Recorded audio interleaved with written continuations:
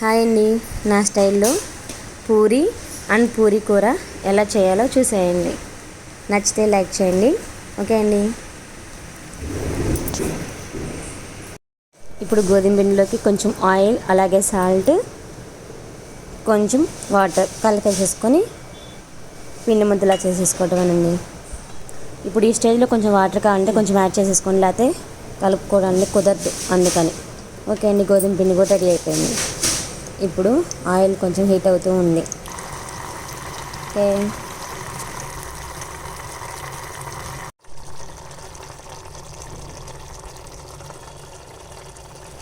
కూర మొత్తం అయిపోయినాక కొంచెం శనగపిండిలో వాటర్ కలుపుకొని ఆ కూరలోకి ఈ శనగపిండి వేసేసుకుంటే సరిపోతుందండి. అలాగే లాస్ట్ని కొంచెం ఉప్పు వేసేసుకుంటే పూరీ కూర రెడీ అయిపోయినట్లే.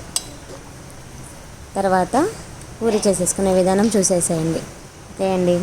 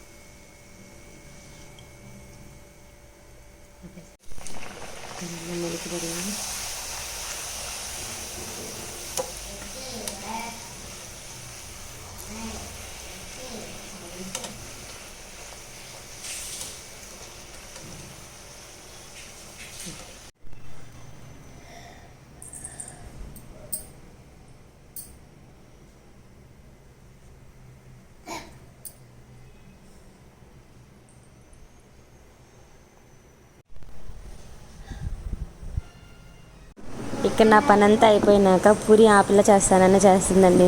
చూడండి, గబ్బు మొహంది, గోల గోల. లాస్ట్ని ఎలా వేసుకొని స్టూల్ వేసుకొని ఎక్కిచ్చేస్తుందో చూడండి మీరే, ఫన్నీగా. మా చిన్న రాక్షసి అది.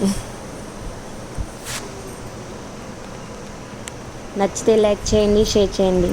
బాయ్.